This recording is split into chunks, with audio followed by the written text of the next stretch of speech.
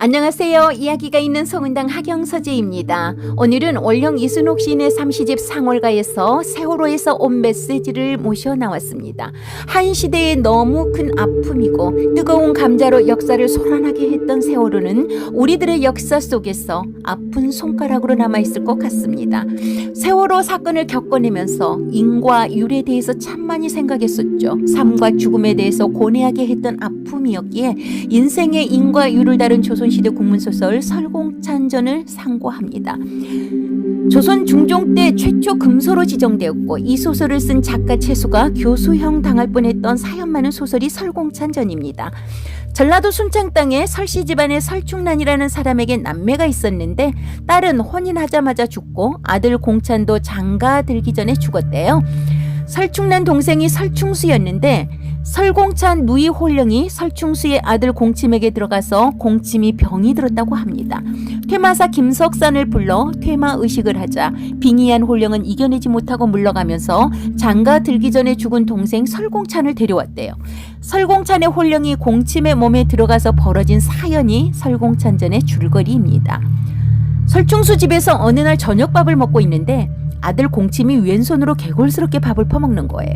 아버지가 너 왜 그따위로 밥을 먹냐 했더니 아들 표정이 싹 변하면서 나 5년 전에 죽은 조카 공찬인데 하면서 저승에선 다 왼손으로 밥 먹는다 하더랍니다. 아버지 설충수가 퇴마사 김석산을 다시 불러서 마구 귀신 쫓는 의식을 하니까 완전 열받은 공찬이 아들 공침을 밤 죽게 만들었죠. 설충수가 퇴마사 안 부른다고 싹싹 빌고 나서 공침을 정상으로 돌려놓고 공침의 몸에 왔다 갔다 하면서 저승 이야기를 해주었다고 합니다. 저승 나라 이름은 단올국인데 거기 다스리는 왕은 비사문천왕이래요. 순창에서 종 가면 나오는 바닷가에 있었다네요. 문턱 밑이 저승이란 말도 있지 않습니까? 저승은 이승과 뚝 떨어진 곳에 있는 것이 아닌 모양입니다. 설공찬이 설공침을 통해 전한 저승 단올국의 내용은 대략 이렇습니다. 그곳에선 염라대왕이 가장 높고 이승에서 어진 재상이며 죽어서도 재상으로 다니고 이승에서는 비록 여인의 몸이었어도 그를 잘하면 저승에서 아무 소임이나 맡으면서 잘 지낸다.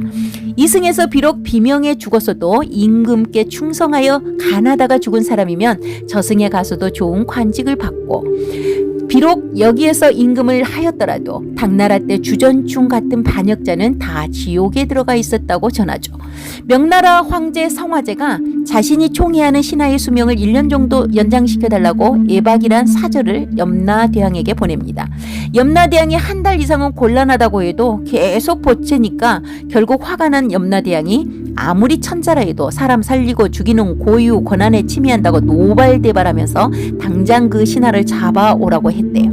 성화제는 놀라서 본인이 몸소 염라대왕에게 찾아가고 염라대왕이 앞서 황제가 수명 좀 늘려달라고 부탁한 그 신하를 잡아다가 손을 삶으라고 명령하는 부분에서 소설이 끝이 납니다. 조선에서는 왕이 최고고 중국을 섬기는 사대부 신세인데 중국 왕을 넘어선 황제를 까고 여자를 알로 보면서 완전 차별하는 제도인데 여자를 높이는 이 소설이 조선에 쫙 퍼지고 대신들까지도 필사해서 돌려보는 걸 중종이 안 거죠. 중종 반정으로 세워진 중종이 불안했겠죠. 회의를 소집하고 바로 금서다 탕탕탕 하면서 싹 거둬들인 설공찬천을 불태우고 그 시대 엄친아의 존잘남이었던 채수를 교수형시키려고 했는데 연산군을 패하고 중종을 옹립한 공신인데다 워낙 똑똑하고 아깝다 해서 교수형은 간신히 면했다 합니다. 채수란 사람은 34세 대사원, 오늘날 검찰총장쯤에 이르렀다니 그 시대의 진정한 존잘남이죠. 이 소설은 금옷이나 뒤이어 나온 소설인데 금서여서 깜깜무소식이었다가 그 시대에 살았던 이문건이라는 사람이 묵제 일기 속에 몰래 적어놔서 500년 만에 짜잔 하고 나타난 겁니다. 사람이 죽고 사는 데 있어서 선한 끝은 반드시 있고 악한 끝도 반드시 있다고 합니다. 이승의 삶이 단순하고 잠깐인 듯 하지만 우린 인과 율에 따라 오랜 시간을 좌우지한다고 생각한다면 한순간이라도 결코 쉽게 살아선 안 될 것입니다. 세월호에서 어떤 메시지를 시인에게 보내왔을까요? 기도하는 마음으로 들어보실게요. 세월호에서 온 메시지. 월영 이순옥. 그 어떤 마음 한 자락 당신께 닿을 길 있을까요? 그 어떤 사랑의 손길 맞잡을 수 있을까요?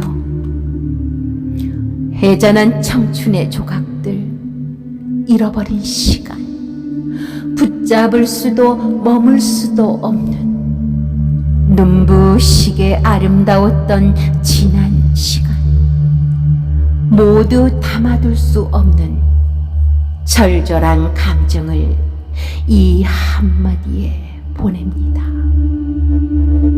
미안합니다. 사랑합니다. 모두 용서해 주세요. 꽃이 지고 꿈마저 진 자리엔 동곡의 바람만 흐른다. 조각난 채 흩어진 햇빛을 다시 맞출 수 있나? 바다엔 다시는 내 발자국을 찾을 길 없다. 꿈결처럼 사라진 찰나의 시간, 마음속에 영원히 새겨져 아름다우면서도 처절하고 장엄하면서도 서러운 메시지. 미안합니다. 사랑합니다. 모두 용서해